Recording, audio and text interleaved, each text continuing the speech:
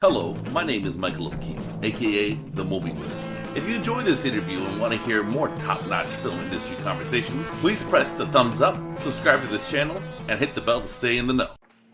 Alright, so, Brian and Sandy Stewart. First of all, I want to say I'm very sorry for your loss. Thank you. Thank you. Yes, and for those who don't know, who was your son and what was his life's work? Rob Stewart was a biologist, activist, conservationist, and a filmmaker. He did the film Sharkwater, and then Revolution, and what's coming out October the 19th all across the country is his next film, Sharkwater Extinction. And Sharkwater brought the issue of shark finning to the world stage. And before that, nobody actually realized what was happening in the ocean, out in the open. And sharks were being decimated for the shark fin soup industry in Asia. Revolution was a bit of a wider reach, and it was about ocean acidification and how, the burning of fossil fuels and trees was actually causing the oceans to acidification. Yeah. And was killing the coral reefs. So, why did Rob believe documentary films were the right approach to bring him? I think after shooting as a wildlife photographer traveling the world, he realized that had a limited potential to reach the masses. Mm-hmm. And he realized that the technology would allow him now to use video camera technology and HD technology to freeze frame images if he wanted, but he also realized that the video itself was so much more powerful. Mm-hmm. And when he started out, it was basically capture the best images he possibly could, and it turned into this amazing story called Sharkwater. And he taught himself everything he could about filmmaking. His girlfriend gave him 2 textbooks, and he read them on the plane. And he studied about all the technology side of HD filming, and went on this adventure to create Sharkwater. And Sharkwater changed policies around the world. Right, so Sharkwater, of course, brought about an awakening about how important sharks are to our ecosystem, Right. and how we're basically screwed without them. We need the super predators. But I'm wondering what did and what did not change after Sharkwater, policy-wise? Oh, there was a huge amount of change after Sharkwater. Public policy changed, laws changed throughout the world. Shark finning became illegal in so many countries, so many territories. But the importation of shark fins into countries is still allowed. So as long as that goes on, people will continue to fin sharks, because a lot of it is happening in the open ocean. A lot of it's happening in the third world, where you get poor local fishermen, that are just trying to survive. So the loophole right now is importation of shark fins into countries. So there's a lot more work to do. Okay. So one thing I was struck by Sharkwater Extinction is the risks he would take. He would really walk a thin line a lot. And I was wondering, as his parents, how did he grow into this risk taker? I think he believed Rob felt he was on a mission. He had to change the world.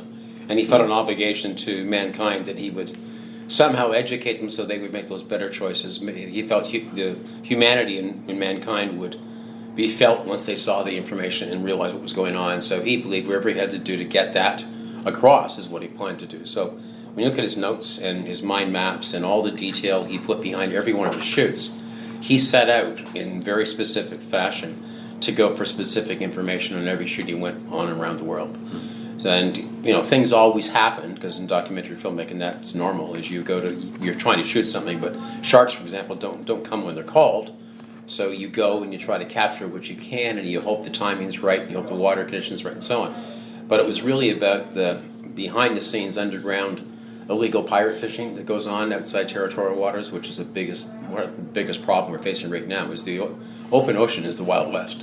There's no rules, no regulations, no governing body, no conventions that are signed by countries to protect the open waters. So now we have what we call transshipping taking place. Transshipping means fishing boats can go out and fin all the sharks they want, and they don't have to bring them into port anymore. They exchange them at sea, outside territorial limits. So there's no governing body. So these massive transshipping boats are picking up shark fins from fishing boats, and the fishing boats get paid off and they go back finning again. So there's no regulation stopping this anywhere.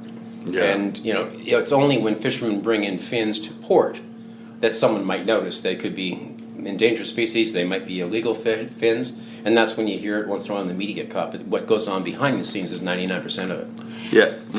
When Rob set out to make Sharkwater, what he wanted to produce was a beautiful shark documentary, so people would look at these large, gorgeous animals and learn to love them. And it turned into just a nightmare journey where he almost died about half a dozen times. And when he came back and edited the film together, it turned into a really great adventure. But it really changed the world. He actually started filming underwater, in places like the Galapagos, where he first saw it going on when he was 18, 19 years old, when he was going to the University of Western. So it kind of transitioned into a whole career for him. And, after that became a mission that he really had to save the sharks, save the oceans. Yeah, that's good stuff. So, does a word like legacy mean anything to Rob, or is it is it about the work? It's about the work. Yeah. It's about the work. Rob wouldn't be looking for a legacy. I think as parents, we feel we owe it to him to leave a legacy of the sacrifice he's made. He died doing what he loved doing, and he died because he wanted to showcase the trouble sharks are in right now to the rest of the world. So that's why we decided to make the film and continue finishing the film after he passed. And that was a tough decision, but it's something that I think we have to do, and we owe it to him. Did he? Sorry. He was pretty laid back and pretty casual. He never got into the celebrity stuff. Legacy wouldn't have been a word that he would look for. Right. To be honest, when I started the documentary, I was thinking, it's another surfer dude sort of thing. But then it got very substantive very quick, and it really won me over. But did he always like movies? Was that always like a? Was that? Well, we've been in the movie marketing more, business for 35, 40 years, and we've been surrounded by movies. So I don't think he ever intended to be a filmmaker. He just saw the beauty in nature and wanted to showcase it. And I think what happened is digital technology came along at a time when he had fantastic camera equipment and these telephoto lenses, and he would go to Africa and shoot lions and all sorts of stuff. And then he realized this digital technology would let him almost do anything with it he wanted, and that sort of opened the window up to potential for filmmaking. Okay. No, he liked Star Wars. Okay. He had like Damley, the big He and I would go films. see the new Transformers movie. It was Oh, he and I would go together. Right. She wouldn't go. Well, he grew up with Transformers. They were the toys of the day. Yes. Yeah. So was Star Wars, actually. That's right. And which documentary filmmakers did he look up to?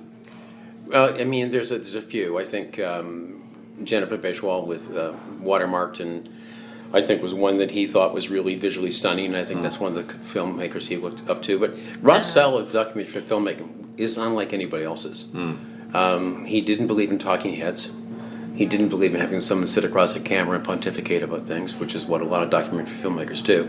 He believed, go on the journey with me. Learn as I'm learning. And that's really how he created and he's been credited with creating what we call impact docs. And impact docs are movies that actually do have an impact on society. And I think he's one of the first ones to do that in the world. So that was one of the struggles we had, is trying to find a replacement for Rob in this finishing the film. There was no one we could get that sort of thought the way Rob did. And I think that was the magic, is when we found Nick Hector, and then subsequently Sterling Gunnarsson came on board to help Nick. And I think they fashioned a story that looks like Rob's filmmaking, and that was the key to making sure this film delivered on that basis. Now, he also had another documentary, Home, that came out of France that he really liked. And then there was one on a French person that did freediving. Yeah.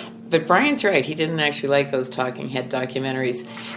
He did like people that were out in the field. I mean, it's probably too old for your age group. It's Steve Irwin, Sure. The crocodile hunter. Yeah, Just jump into the swamp and grab the crocodile, grab the snake. That was Rob, too. That was Rob. And he met an unfortunate end too. Yeah. Yeah, sadly. Jeez. Okay, so I was wondering, where did this passion for sharks specifically come from? He had pets. We had all sorts of pets growing up. He had goldfish, but we had cats and a dog, and we fostered cats. And then, when Rob got to be old enough, he would bring home anything that moved that he found. Yeah. So there was all sorts of pets.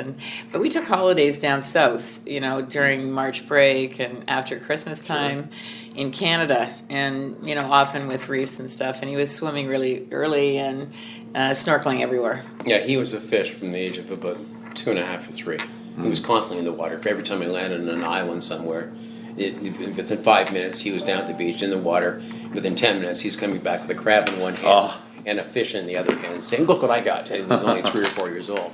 And that just stayed with him his whole life. So everywhere he went, he was always into nature and just became that fascination. And I think it was 8 or 9, he went swimming on a reef and came back and he had seen a reef shark. And the reef shark was terrified of him. And he had heard about Jaws, he knew about Jaws and all those things like everybody else in the world did, Wow. and had the typical paranoia. Well, then he realized this shark is more afraid of me than I am of him. So it changed his whole world. And from that moment forward, he studied everything he could. We were buying him, encyclopedias of sharks when he was, 9 or 10 years old that university students would be using. So he devoured them and knew everything he possibly could about sharks. That was one thing that kind of struck me in Sharkwater Extinction is when he says, as a kid, humans can be a bit of a bummer, but animals and fish never let you down in a sense. Yeah. That really struck me. But I was wondering from maybe not from a documentary point of view, but from a policy or bringing awareness to this issue, kind of who's continuing the work. That's a good question. He's got thousands and thousands of followers out there that I think will continue his mission. When we were putting the film together, it was a question for us. If there's not enough footage of Rob, who else would we bring on? And there isn't somebody right now. Hopefully, someone else will step up. Hopefully, we'll be able to identify someone because there's Rob had 12 other stories he was working on at the time he started Sharkwater Extinction. And these are all great projects that all have the ultimate goal of helping save the world's oceans and save nature and bring people back into balance with nature. So all those projects still need to be told. And what we're hoping is through the process of getting this film out there and getting people to see it, that more people will step up and we'll discover some young filmmakers that want to come and join the team. And that team would be the people that worked in Sharkwater Extinction, help finish it, plus some newcomers that we think can help carry that message forward. When we did the premiere at TIFF, we brought up a whole bunch of his team, and they're all young and they're gung-ho and they want to save sharks. They run the gamut from, really young to, I guess, middle age. Yeah. Someone 16 up to someone that's probably 60 years old. But they're all really passionate, they're all really driven, and together as a team might continue. And as we've gone across the country too, from Halifax, we have people from Dalhousie studying marine biology, and they credit Rob with basically pushing the enrollment in marine biology to the point they can't handle it. And of all the classes every year they get in, 90% of the people say they're in that course because of Rob. They saw the film 10 years ago, and at that point changed their life. And we're still getting it. A young boy, about 8 years old, came up to us at the screening in Calgary and said, "I love Rob," and burst into tears. And said, "I want to be just like him, and I'm going to continue his mission." We get that every day from people around the world just saying, "He changed my life." And we have thousands of people saying that and sending us letters and emails and saying that he's changed their life and they're going to continue his mission. Even now, we have a program where people are trying to sign up to bring groups to see the movie, like school groups or organizations, University groups. and come and see the movie. And they're saying they want to continue Rob's mission. So it's hopefully a worldwide force that will take it on. That's good stuff. And when will this movie be in wide release in Ottawa or across the country, rather? Across the country in Ottawa, October the 19th. October 19th. All right, you guys heard it. October 19th. Check out Sharkwater Extinction. Yeah.